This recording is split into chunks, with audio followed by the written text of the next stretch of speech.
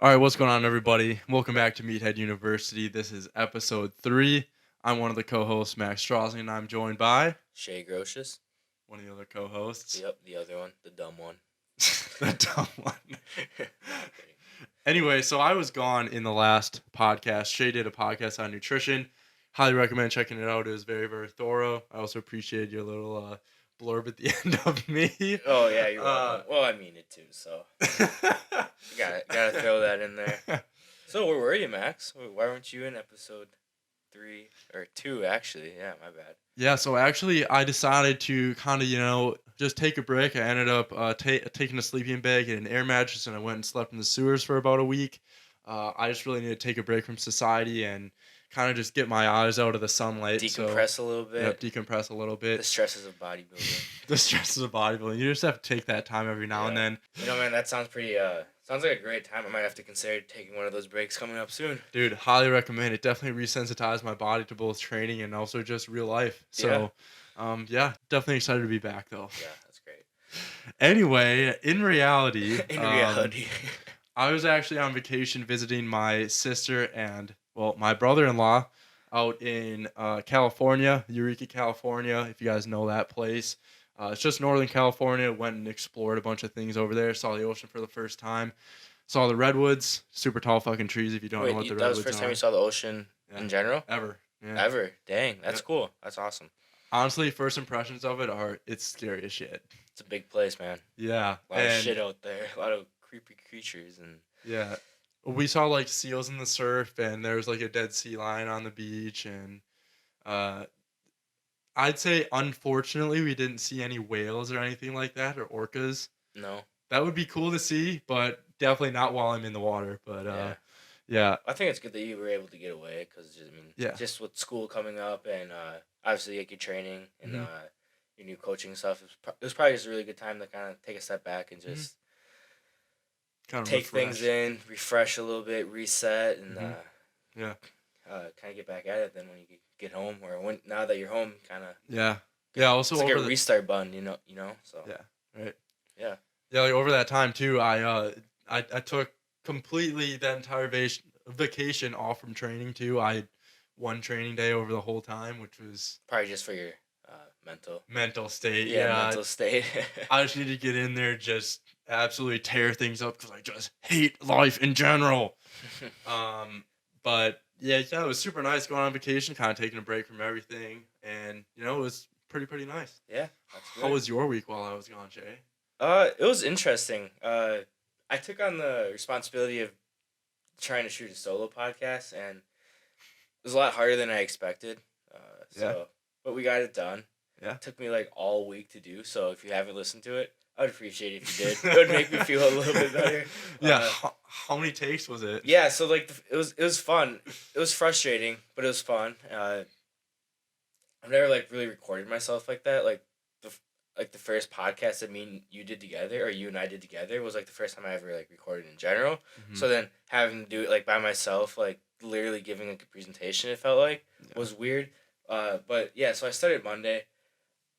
And I got everything, the first time I recorded, I sounded good, like, sounded normal, like, okay to listen to, wasn't boring, but I missed a lot of shit that I wanted to talk about, so then I was like, alright, I'll try again the next night.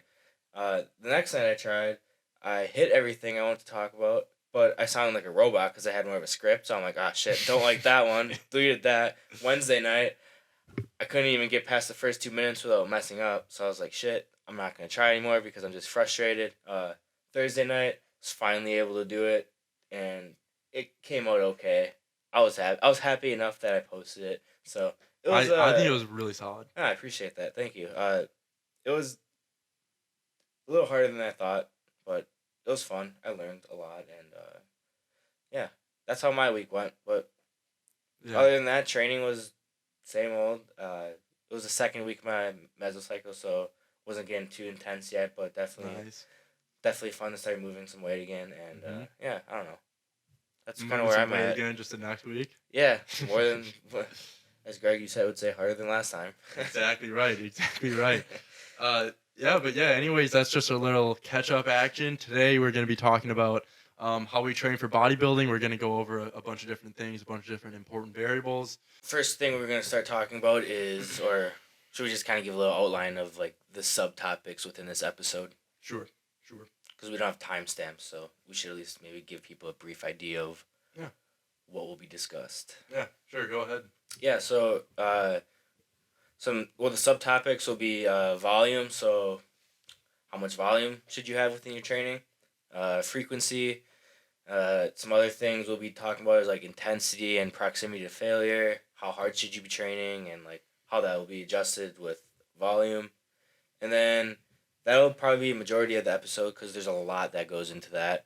And then we have two other kind of topics we want to discuss that maybe there's a little more, I wouldn't say disagreement on, but just two sides that me and Max kind of maybe not 100% sure on, and I think would be just good to touch base on. Good food for thought. Yeah, exactly. Yeah. Yeah. So should we start with the volume thing then?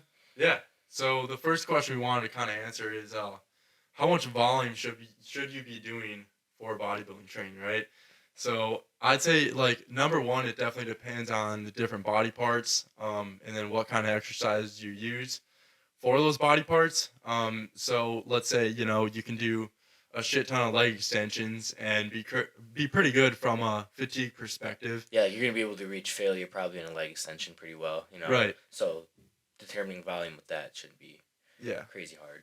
And it kind of depends a lot on like how much fatigue each exercise brings, like how much total volume you can do. Shit, because it depends a lot on like the volume you do depends on how recovered you are, and just to make sure that you are not exceeding the SRA curve, stimulation recovery adaptation, just so you're not like sore in your next session. So you'll be able to recover session to session. Yeah. So should we just kind of explain how like we go about that within our training? Because I feel like that'd be a good point. Like that'd be an easier way to explain it. Because like we could sit here and ramble on of what people should generally do, but it's so variant and stuff, person to person. So. Yeah. So Shay and I, we've both been training for how many years now for you? For like bodybuilding, like a year, but in general, I mean, we kind of covered that in the first episode. I've been training for a while now. Yep. But so like our volume requirements are based on us being probably like intermediate lifters, you'd say? Yeah, I would say I'd probably say we're even like I'd say we could even argue that we're early intermediates. Yeah. Like, oh yeah. We definitely have there's lots of time to grow. There's lots of time to grow for sure. Yeah. So volume for muscle groups, really depends on how big the muscle group is. And like for us, for me at least, I usually start like, why don't we start with leg training? Like, what does our leg training volume look like? Yeah, I kind of want to touch. Should we explain like how you like find that volume though too? Yeah. That's kind of like what we're gonna talk about anyways, right? Yeah. Yeah. Yeah. So, do you want to start? Should I start on that? Go ahead. You can start. Yeah. So leg training volume. It's kind of one of those things like when you first start training, it's like, okay, well, what is my volume that like my body can tolerate or my legs can tolerate? And it's kind of at first trial and error, I would say. I mean, there's definitely like general guidelines like the quads and like the glutes and the hamstrings are all pretty big muscles. They make up the majority of your legs, obviously, and so bigger muscles are gonna be way more fatiguing. So the volume required is typically like not as high as like a bicep or your shoulders. So like, for example, like if you're new to the gym and you go and train, like you go and train legs and you do 10 sets of squats and each set you're like dying and like pretty close to failure or whatever. Like you're probably gonna be sore as shit after that. Would you agree? Oh yeah, definitely. So now like knowing that like okay, you kind of like have to like record this stuff and like write it down or keep it in your mind. So it's like, all right, on Monday I did 10 sets of squats and I was sore for 2 weeks. So like volume wise, that's an indicator that 10 sets is probably way too much. Yeah. So it's kind of like a place to start in terms of like you kind of just have to start, I feel like the fundamentals to figuring out where your volume is, like there's 2 points that you need to stick to. Number one is definitely going to be tracking everything, because if you're not tracking shit, like there's no way you're going to be able to put an exact number on. Exactly. You don't have anywhere to adjust from. Exactly. You don't have anywhere to adjust from. You have no data to say like, okay, well this is probably what my maximum recoverable volume is because I've been sore as shit all week. Mm-hmm. And then the other like fundamental I'd say is to have good technique. Yep. This is probably something that well definitely comes before determining your volume. Volume. I kind of jumped ahead of I kind of jumped ahead of the gun there, Yeah. and we can get back to the technique thing because that's obviously like Yes. that's first and foremost. But when I said 10 squats, like don't actually do that. Like me and Max both agree that starting on the lower end of things. Yes. So like if you don't know your volume, and this is still after getting technique down, I just wanted to cover it up because I felt bad for saying 10 sets. But like start with 2 sets. Yeah. And then see how you feel the next day, and then go from there. But anyways, back to technique because that's most important. Right? Well, let's just talk about volume for a little bit. Volume for a little bit? Okay. And then we'll come back to technique. Sure. Like, now that we got, like, that caveat out of the way that, tracking and technique come first, as far as volume goes, like, we would probably both generally recommend starting with minimum effective volume. So, right. Like, the minimum of volume you need in order to actually provide enough stimulus to provide an overload, to provide an adaptation. To get big. Right, to get big. Yeah. Exactly right. Exactly. I mean, that's the end goal, right? Yeah, that's the end goal. So the reason you start with such low volume is that it allows you to have a certain have some time in order to accumulate volume throughout a mesocycle. Mm-hmm. So you're not starting at like a super high volume for something and then you're like fried. Super just sore like the entire rest of the week. You don't want to be deloading after a week of training. Exactly. Yeah. We want to be able to start low enough that one, we can still get some really good adaptations out of it.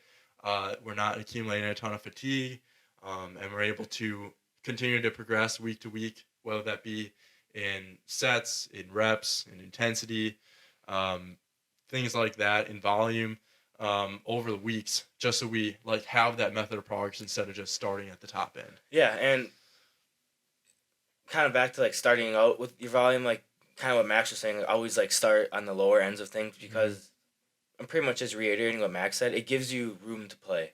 Mm-hmm. So yeah, like you do 2 sets of squats or whatever, and like maybe like you're not sore you don't get sore at all from that, and I'm not saying soreness is like the key indicator of like if you trained, but like maybe as like someone new to it, like you probably should be getting sore from just from the novelty of the exercise.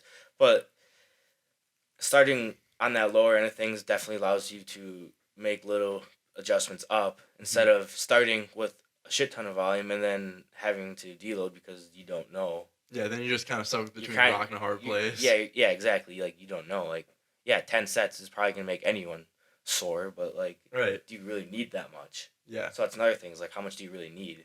So it's kind of like trying to be as efficient with it as possible. Like doing as little. Well, kind of doing as little as possible for the most bang for your buck. Bang for your buck. Exactly right. Yeah. Most bang for your buck. Yeah. I mean, that's the whole, and that's an overall arching theme for everything in this sport is just kind of like doing the little, like the most, like the smallest effective dose. Mm-hmm. Yeah. So. Or at least starting with that. Yeah, at least starting with that. So you can build up from there. Yeah.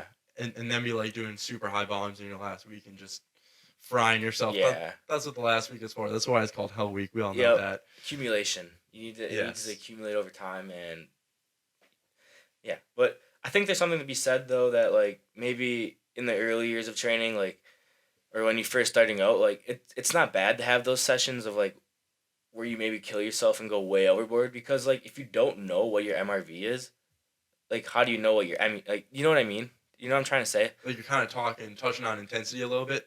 No, I would say more like MRV in terms of volume. Like having like workouts where you're doing tons and tons of sets. Yeah, because like I'm sure we've both been there where like we just do like so much shit that we probably didn't need to do, and it's just like we're fried for like a week after. And I'm saying like knowing what that limit is, I think is important because like, well, obviously, so you know what that is. So then like towards the end of your mesocycle, you can push back past that for that week. Because like if you don't know what your MRV is, how do you know that you're giving it your all? Yeah. So like I think it's important that like if you like in the early stages, like again back to like tracking like what you do and recording your workouts meso to meso and stuff, like it's important to like track those like not intense like super high volume sessions that were way too much, because like that can kind of maybe be a rough indicate or a rough estimate of like what your MRV is, you know, or like Mhm. what's past that, and Yeah. knowing like what's past that will allow you to get to that at the end of your meso. Do you Mhm. know what I'm saying? Yeah. Because I feel like I see people that like have like these training blocks or mesos set up, and then like where their volume accumulates over time, Mhm. but it's like, oh yeah, like this was hella weak, zero IR, well, that's intensity more so, but like my volume is maxed out, like my MRV for volume is maxed out or whatever. But like, how do you know if you've never trained at your MRV? Right. You know what I'm saying? Yeah. Like you have to train at like I feel like you have to experience your MRV or like what you can't recover from Mhm. before you actually like have a true progression in volume. Yeah. I That's I kind think of that's fair. do you know what I'm do you know what I'm saying? It's kind of confusing what I'm saying, but like It's kind of like just determining where you're like where the rev limiter is. yeah, You know? exactly. Yeah. I don't know. Yeah. It's kind of the same along the lines of like 3 IR not being hard training. It's like, Mhm. well, if you've actually trained to a 0 IR, you would know Yeah. that 2 or 3 IR is hard, Yeah. which is a topic that we'll talk about a little bit Whoa, later. whoa there, whoa there. Yeah, I know, getting ahead of myself. um. Also, something we wanted to just kind of dial back and talk about is the technique. So there's kind of a lot of, well, with all of this, there's a ton of, uh, I don't want to say arguments, but a lot of like intellectual discussion as to what's best. And as far as like technique goes, for the most part, doing full range of motion, getting a deep stretch in the movements, getting a really good contraction, um, taking the movements Establishing, nice and slow, yeah, and not just like pounding out the movements just to pound out the reps, yeah, and establishing like kind of bro science you say with that good mind muscle connection because Yeah, it's exactly. like that stuff is important. hmm I'd say that like mind muscle connection definitely comes after having like That'll come first, with technique. yeah, good technique, pushing to failure, Mm-hmm. and like knowing where you're gonna go with your volume and things like that. But then like mind muscle connection, just what I wanted to say is that it's not like a determining factor, like if you're getting a really good workout or not. Yeah, I That makes agree. sense. Yep. Um, but yeah, there's definitely a lot to go into good technique, but I feel like that's definitely something you have to nail down before you even think about doing or like figuring out where your volume landmarks are, for example, because if you have shitty technique, like your MRV is probably going to be way higher than you would have expected. Yeah, exactly. And then you'll probably end up just being overly systemically fatigued and just absolutely screw yourself because you're not actually stimulating the target muscle. And instead, you're just whatever stimulating your L5 vertebrae instead. Yeah. So like to put what Max is saying into like context, like for me experience wise, like so, and that me and Max both figured this out, and it's kind of funny because like I feel like we figured it out around like the same time, a couple like 2 or 3 months ago. Anyways, with hamstrings, so like Mm, I used to do like a decent amount of hamstring volume, and like I would like they would definitely get like sore, and like I could definitely tell I was working them, but mhm. like I was doing like I was probably working more of like the 10 to 11 sets per session for hamstrings, which isn't crazy high, but like Without those per session. yeah, that was per session, Holy which is fuck. kind of a lot, yeah, especially for hamstrings now. Yeah. But like taking that back to technique, it was probably like the reason I was doing so much is because my Mhm, technique wasn't on point. So like mhm, when I was doing my stiff legs, like I was probably the form wasn't there. So like yeah, I was getting a stimulus to my hamstring, but I was probably taking a lot of the load on my back and stuff, and it's just mhm. like in order to get that correct like stimulus and like to reach or like where like bring your hamstrings to failure, like I needed way more volume, Mhm, you know.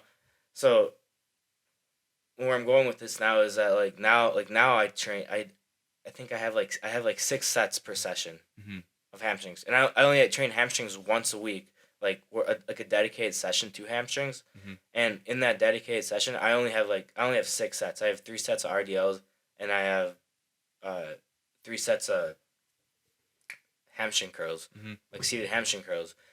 But the thing is, the technique is like my technique is way better. I like took a step back, focused on the technique of my RDLs, and like really focusing on like the connection in the seated ham curls, Mhm. and like my hamstrings are destroyed now from only 6 sets versus 11. So it's like Yeah, once you get technique down, that's gonna really help you determine your MRV yeah, volume wise, definitely. and that's kind of for any muscle too. I feel like.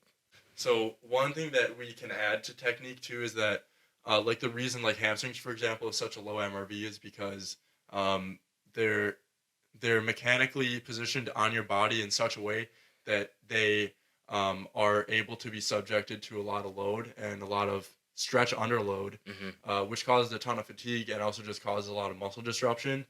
So that's why, like with hamstrings, you can't, do like 20 sets a week. So like if you're doing 10 or 12 sets per session with hamstrings and Yeah, like twice a week, that's like crazy. yeah, there's no way that someone could do that with good technique and being close to failure. Like Failure.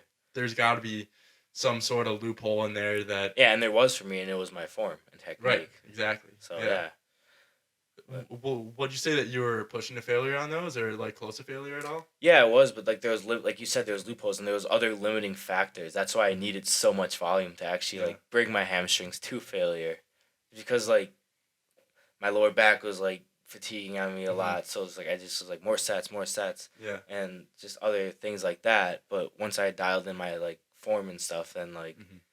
all the like the load was like strictly on my hamstrings. You know, like obviously like my back and stuff is still engaged and whatnot, Yeah. but most of it was directed to the target muscle, which Hmm. became the limiting factor, which lowered my MRV Yep. and my volume. Right. Yeah.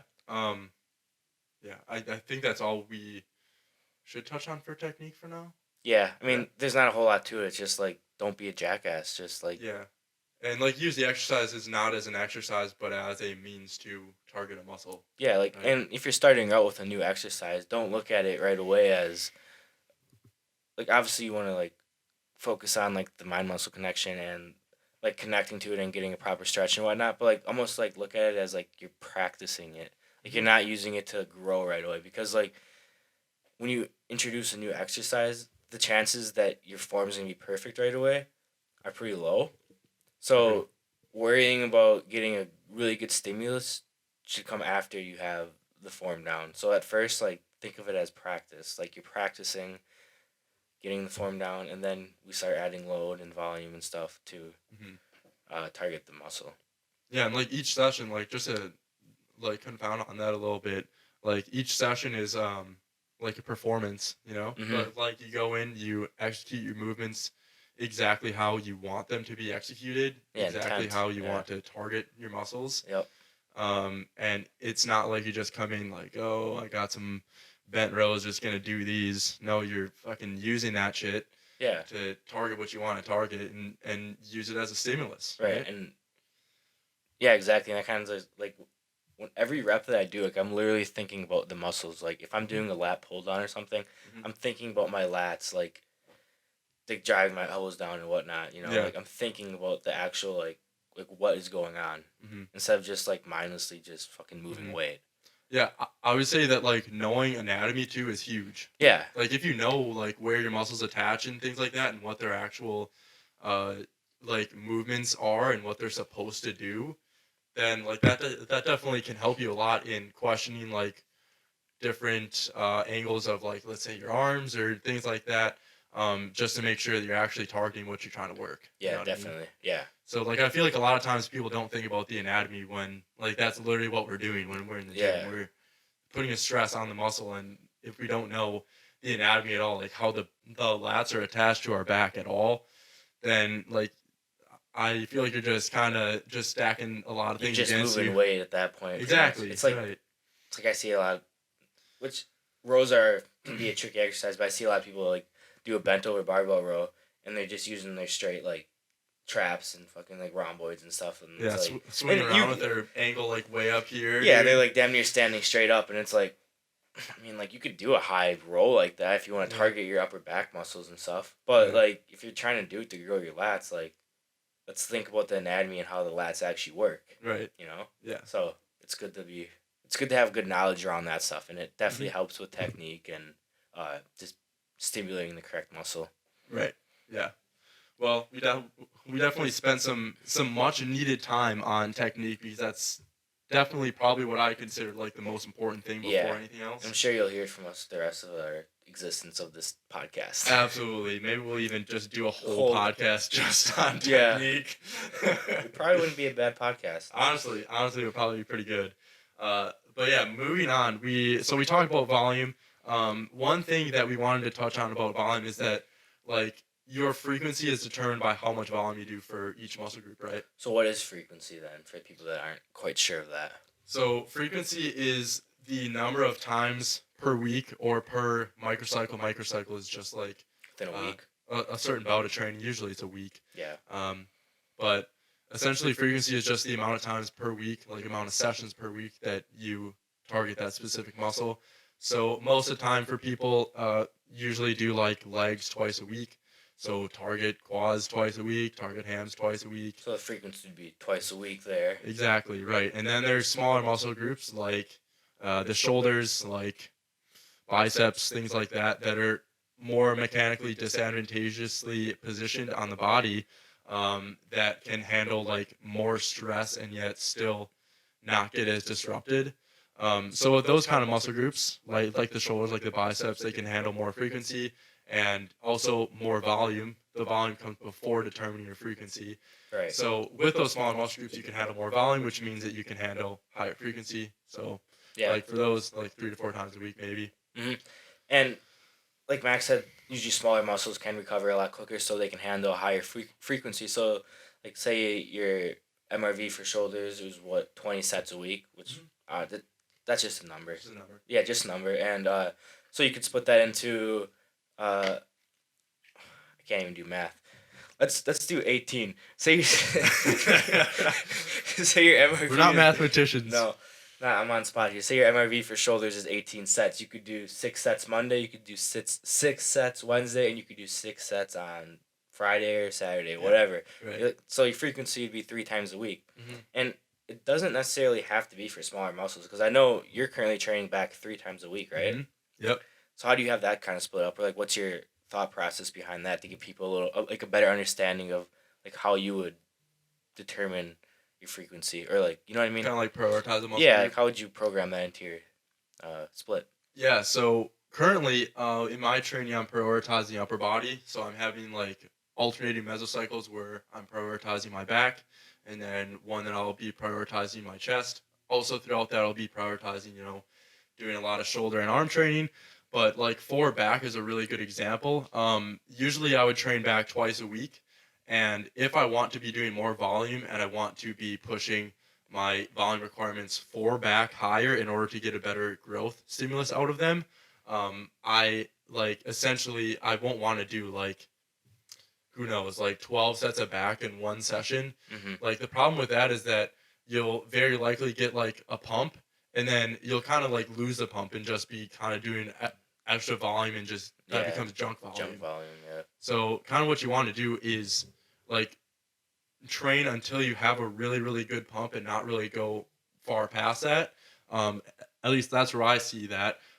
So like if I'm trying to prioritize a specific muscle group, usually that means that I want to do more volume. And then because I'm doing more volume, taking more frequency would probably be a good idea. So I don't Splits just it up a little bit. Yeah, split it up a little bit, not do just a shit ton of volume in one workout. Although that would be okay. There's definitely like a cutoff point as to how much volume you should do per session per muscle group.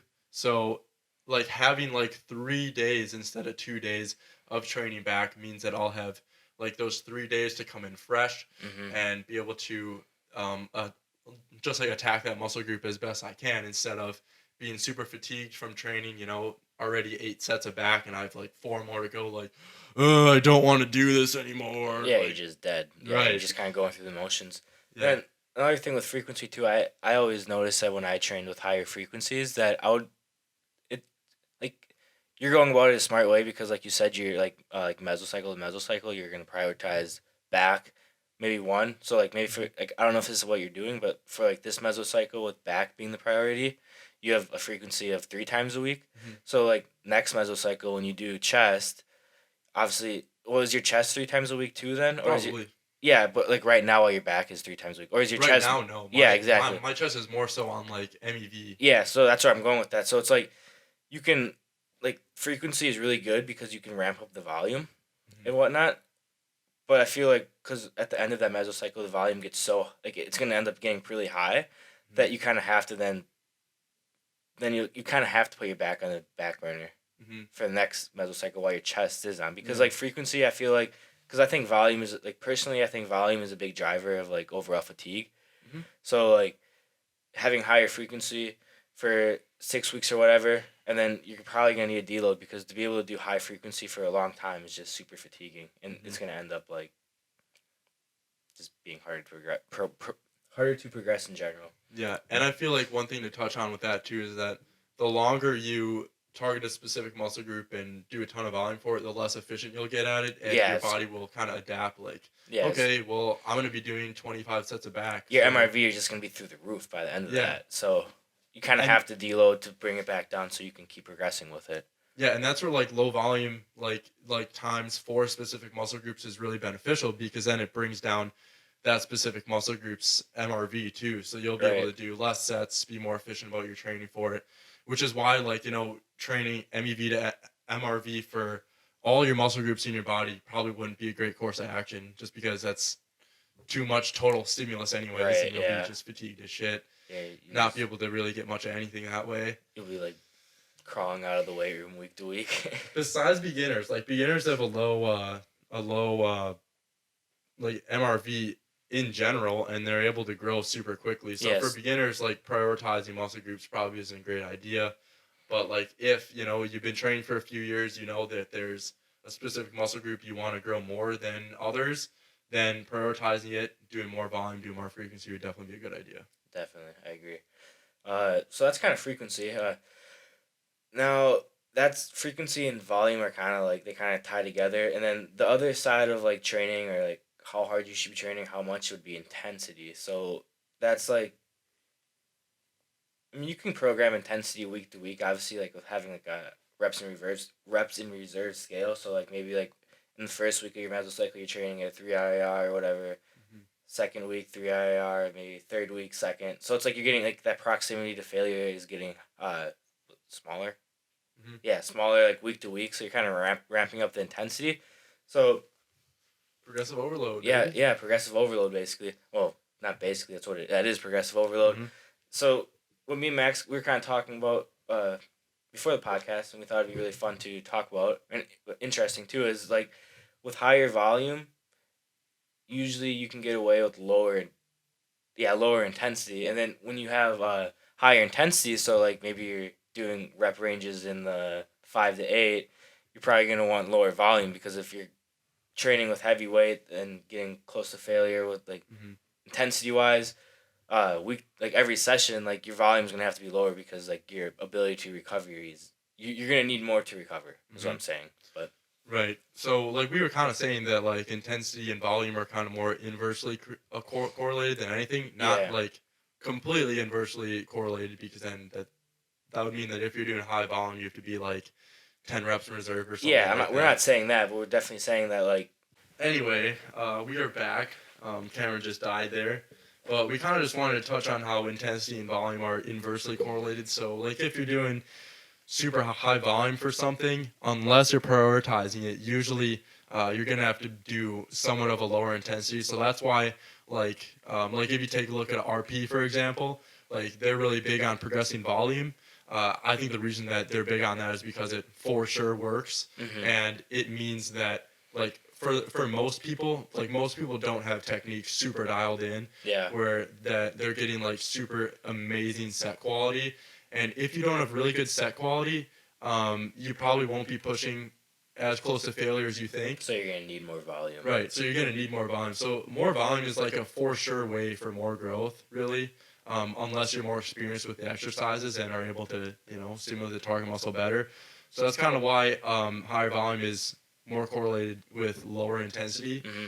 Because if you have a ton of volume and let's say you're less experienced, then you're kind of going to be like further away from failure, just because with the total amount of work you're doing, you're going to need to balance it out with fatigue. It's like if you're throwing a dart at a dartboard. So say you have 20 darts. All The right. chances of you hitting a bullseye with those 20 darts is probably higher than if you have 3 darts. Mm-hmm. You know? So what I'm saying is like, These are like under pressure you with have- the 3 darts, you're saying? yeah, well, kind of, but like your chances of hitting a bullseye with 20 darts is higher, obviously, than hitting the bullseye with 3 darts. So like in a hypertrophy or like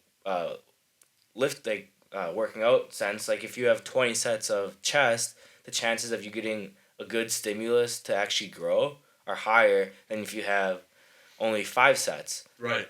You know, Yeah, but totally. that's Yeah, kind of and the like whole you're point not of like super volume. accurate with it right away too. So Exactly. if you're eventually like way more experienced with the exercise, you're able to just absolutely kill it, stimulate the target muscle really well. Then that's like kind of using the analogy, like that means you're just a really fucking good dart thrower, Yeah. and you're able to hit the bullseye every single time. And like that way, you're able to like still get super super good growth, but be more efficient about it. Right. Exactly. Yeah. Yeah. No, I agree totally.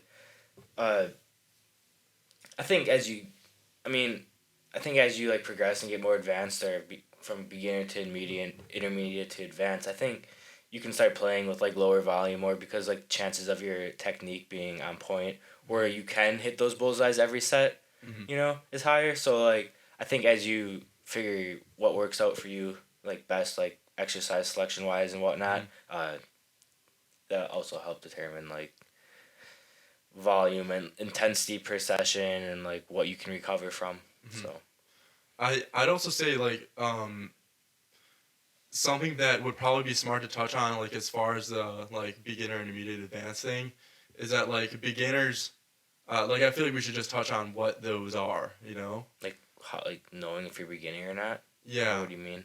Like personally, what I'd say about that is that like beginners are usually people that don't have their technique completely figured out. They might not have good mind muscle connections. Yeah. Things like that, and they're also like just you can throw anything at them and they'll grow. Mm-hmm. But intermediate is kind of where like you have good technique.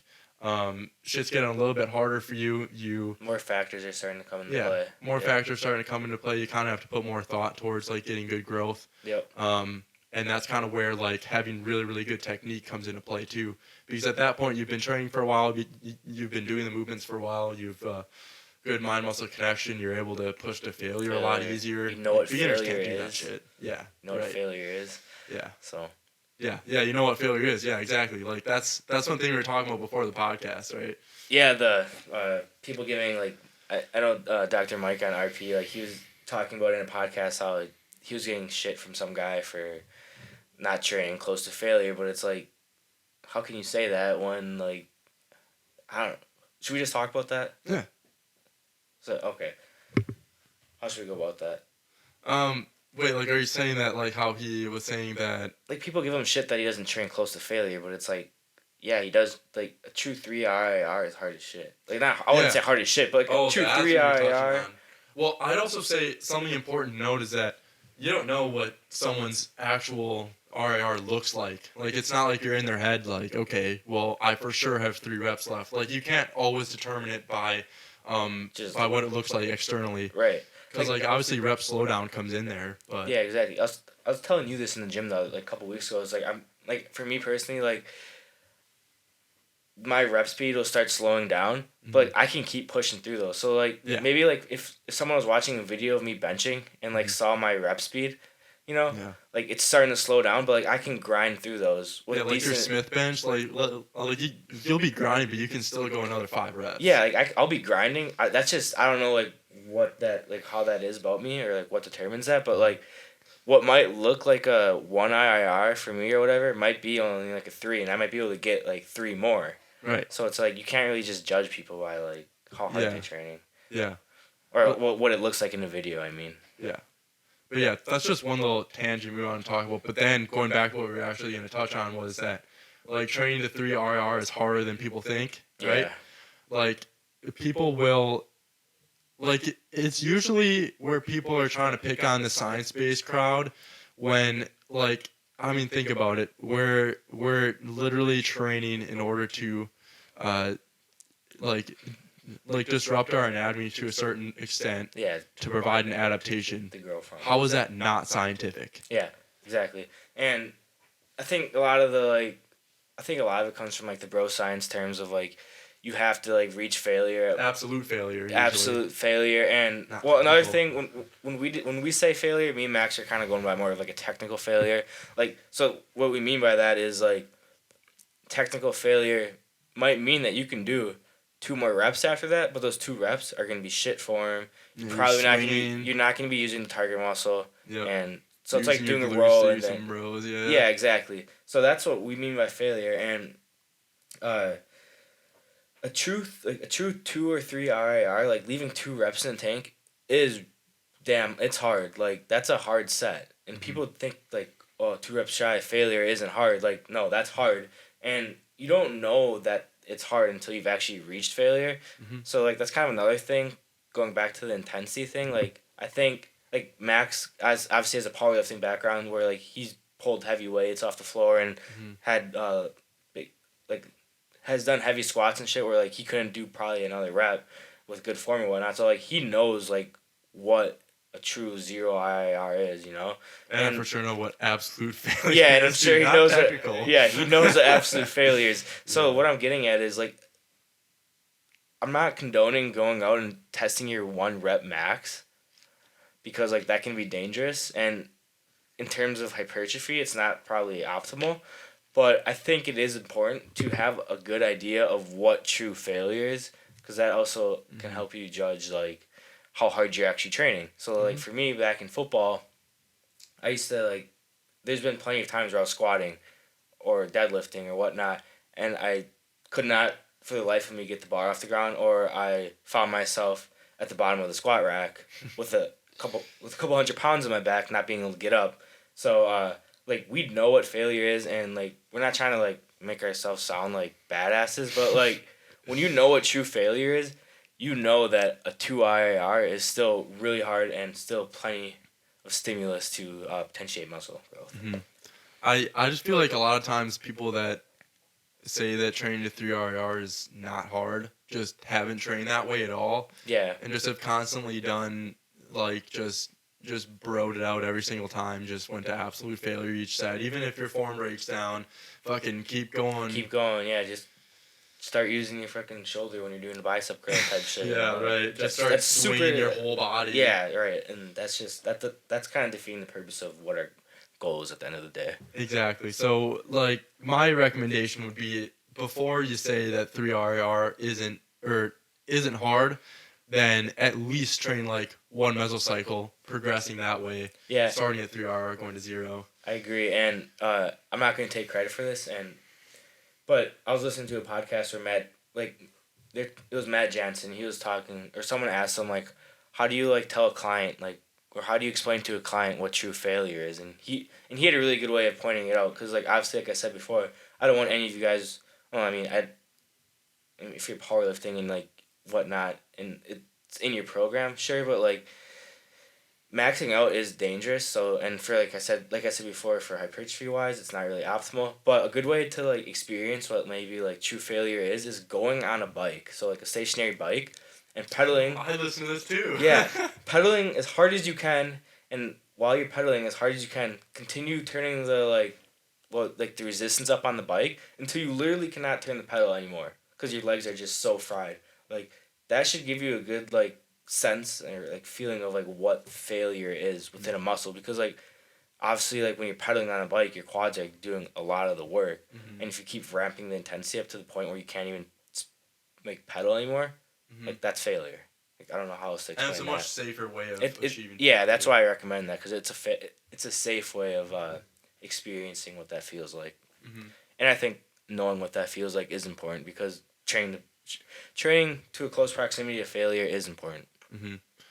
And yeah, I couldn't agree more. Like if you don't know what actual failure is, then it's hard to like guess where your RR is. Yeah, exactly, and that's why a lot of people say, "Oh, 3 IR isn't hard," because they probably don't know what a true. It all comes back to not knowing what a true 0 RIR is. You know, so people that are saying, "Oh, 3 IR isn't hard," it's because their 3 RIR is probably like a 10. Exactly. Yeah. You know, and that's what pisses me off honestly about it, is just people. Dude. Yeah. And I'm sure people are like just full on echo chamber when they do that too. Like if they would go ahead and try it out, like see what it's like, what they do is just stop it way short and be like, "Well, that was 3 RIR. This train fucking sucks." Yeah, it's like, dude, you literally fucking no. Just Moral of the story is don't hate on the RIR system. Yeah, If you it don't it know what the totally hell, makes sense, it makes dude. sense, and yeah, there's Yeah, nothing really else to be said about that. I feel like. yeah, I couldn't agree more. All right. Should we move on to the other questions too, and just kind of make it a part two? Yeah, before I actually have one more thing about RIR too. Okay. The reason why me and Max train with RIRs are pretty much an RP, same shit, kind of, Mm-hmm. is because it allows us to progress week to week and continue progress throughout a mesocycle. Mm-hmm. Because, kind of back to the intensity and volume thing, if you overshoot in the first week, you might be able to recover that first week, and you might be able to recover that second week, but if you keep overshooting and not having a plan of progression, that's when you hit plateaus, and that's when people are, say, they hit their genetic limit when they're 14 or whatever. It's like, Yeah. no, dude, you're just overshot. Your CNS is fried, and Yeah. you literally just can't do more because you kind of went about it like a dumbass. So Or you're just chronically overshooting and yeah, expecting your body to adapt to that. something that's. And in the beginning, when you're newer, you might be able to get away with that. But as Mm-hmm. you start progressing and as you figure out your volume, your the intensity you prefer to train at, your frequencies and stuff, once you have that figured out, you kind of need a system in place that progresses you intensity wise week to week so that you can continue progress. Mm-hmm. Also, something I kind of want to just bring up on this intensity volume type deal is kind of like how has our training like recently kind of helped our decisions on what we kind of want to focus on more, like volume or intensity. You know what I mean? Yeah. You know what I'm asking? Yeah, I do. So you kind of back to like, because we're kind of both experimenting with lower volume right now. Mm-hmm. Is that what you're getting at? Yeah. Yeah. So I think that kind of all ties back in. Like for me, it all ties back to like, obviously like. I'll never say that my technique's perfect because I think there's always room for improvement when it comes Absolutely. to technique. So like, but my technique has been getting a lot better, Mm-hmm. and I've been focusing on it like way more than I ever have. Mm-hmm. So like, doing so has kind of made me realize that I don't need as much volume, and with less volume, like we said before, you can kind of start ramping up the intensity. So like for me, that's kind of how like. For example, a couple weeks ago, I was doing some chest flies or whatever, and like I did like a set of 20, and like I stopped because I was tired. I didn't stop because my chest failed. I stopped because I was tired. So then I was like, oh shit, like I'm gonna start experimenting with heavier weight because it kind of solidifies that like true failure or like true proximity to failure. And then with that, my volume decreased because if I trained that hard with that much volume, I would be fried, like we said before. Yeah. So that's kind of how it changed my like how I've been going about my training lately. But I am definitely in the same boat. I feel like it's kind of just because of the people we've like kind of expanded. Well, we've kind of expanded our like learning potential, as in like people that we've been following and shit. yeah, like Nick. Nick, yeah. Yeah. Nick Loff, shout out. Yeah, shout out. Dude's got immaculate form on literally everything. Yes. I like when I train. I literally think about like I don't know. It's motivating. Yeah. It's motivating to see other people do that shit. Like I'd rather see someone with crazy good form and 100% control than squat 6 plates or whatever. Yeah. And with shit form. Like that's not impressive. And it's crazy seeing the intersection of like crazy good form and huge loads that they're using. Like yeah, you don't see that shit. No, you don't. And he does that, and it's mind blowing. Cause Yes. like that's okay. Like the dude's got perfect form and a shit ton of weight on that bar. Yeah. It's like that. Like, I don't know. It's just definitely changes my perspective on training. Yeah. Yeah. So like back to how like kind of it's influenced me a little bit. So during my past like massing phase, kind of like back at school when I was doing my last massing phase, it's like I was progressing volume quite a bit quicker than what I'm going to do coming up.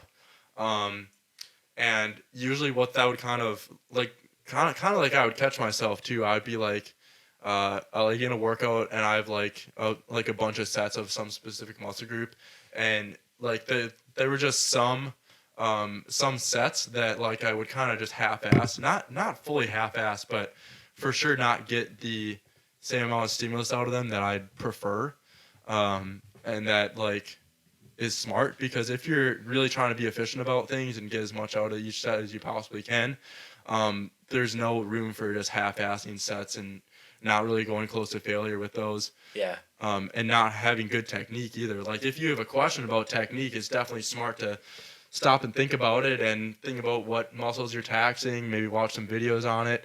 Um, It limits the amount of darts you have to throw at the dartboard. true, You true. know? And it increases, yeah. And like the better you get your technique, the better your accuracy is. The better Yeah. your precision is as a bodybuilder. Right. But yeah, kind of like I've been experimenting more with lower volume too because I had a maintenance phase recently. And I was kind of forced to, have a specific amount of sets, like lower amount of sets, and I couldn't be like, okay, well, this week didn't go that good. I can just add volume next week and it'll be just fine. Like I was stuck to that specific amount of volume, and it kind of forced me to like really understand where my proximity to failure was, and just to make sure that I was getting like as much stimulus out of each set as I possibly could. And like now after doing that maintenance phase, I feel like my idea of where RIR actually is for me is like way better. Like Yeah. way better because I was like forced to. It forces you to really dial it in, focus on the Mhm. quality of each set, each rep, Yeah. everything. Yeah. Yeah, because otherwise, if you're always increasing volume and never doing a maintenance phase or something like that, like I feel like it's just kind of reverse psychology. Like, okay, well, I got a bunch of volume, I can kind of fuck off in this set and still get a decent amount of growth. Right. When like it really should be the opposite. You should try to do as little volume as possible to keep fatigue low. And get the most out of it. Get the most out of it. Actually, go to your RIRs instead of going to like 6 RIR instead of 3. Right. Yeah. But after that. yeah, it's kind of where like my training's been going, and like just to say too, like the stimulus I've been getting from them is unreal. Like I was still getting mega sore during my maintenance phase. Getting crazy pumps of one set or Crazy pumps, yeah, Yeah. yeah, from one set. Like there's no way you could do that if you're like half-assing it, not going to proper RIR. Yeah. And I was just like, I definitely realize now, like looking back on my past massing phase, I was for sure like that then. Mm-hmm. Does that change your like perspective on how you're gonna add volume though now? I'd say so, yeah. Because like I know we both agreed that volume obviously drives growth. It's one of Mhm. the main like things that like it, like a for sure way of yeah, it's a trying to for grow. sure. It's for sure. Like Mhm. now that you know that like the lower volume is still doing you justice, like Mhm. are you gonna be more like are you gonna have a harder time like adding that extra volume? Or are you gonna save it for the end, like when it's really gonna do you good? Well, for sure in the last week, I'll absolutely just pound the volume and just destroy myself the last week. But I mean, I feel like now I'm gonna use more so like pumps, disruption, soreness, things like that to determine how much volume I'm gonna do. Mm-hmm. Because like if I do like 2 sets on JM press or something and just get an enormous pump, Yeah. like doing an extra set of that probably won't really add much besides just more fatigue, and then Right. and then I'll just be stepping into junk volume. So kind of like I'm planning on using more like pump and disruption in that workout to kind of determine how much volume I'm going to do for that muscle group in that day. Yeah. I'll still have like planned volume, so for sure I'll have at least the same amount of volume as a week prior. Right. Yeah, you don't be going backwards. Right. Yeah, I won't be going backwards. But if anything, Like why increase it if you don't need to? Exactly. That's kind of how Right. I've been going about my training too. True. And your training, I think, a slight difference I just always notice. Like you kind of have more of like a set plan of week to week, maybe, or is it more undulating now? Like, What, as far as RIR goes? maybe not RIR, but like volume. Cause like my volume's always in like I'll add volume set wise like Mm-hmm. the like last 2 weeks of like a training block for But me. but you won't earlier on. No, I don't. I like early on. I mean, I'm not opposed to it. I'm not saying I'm not opposed to it or anything. It's just kind of how I always train. Like, just cause like I have like personally have a hard time holding myself back when it comes to like RIR. So like maybe if like I've oftentimes found myself training to failure in the first week, and Yeah. it's kind of just stupid because it kind of sets me back. But like what I do to get around that is kind of like I kind of keep my volume lower then, Mm-hmm. because like I kind of can recover from it then, you know. Yeah. But if I was just ramping up volume and then training the failure a lot, like we said earlier, I would just be fried. Mm-hmm. So like for me, I kind of always keep volume static until later on in the meso. When I Yeah. know a deload's coming. Well, I mean, I feel like that kind of brings up the idea of Lower volume training in general. yeah, and or- just like the fatigue you accumulate from sets versus intensity. right. Yeah. Which is kind of like the next question we were gonna do. Yeah, it is actually. All right, guys. So this has been episode 3. This has only been part 1. We're gonna get into a second part because we've already been recording for 50 minutes, and I think we can have another like really good conversation based on these 2 questions that we're a little more on the fence about, and something that we can kind of talk through and see where we can get with them. Yeah, a little bit of bro science probably come into play. So and sciencey stuff. So like both sides, kind of be fun to talk about. Yeah. So, anyways, guys, thank you for listening in. Catch you for part 2.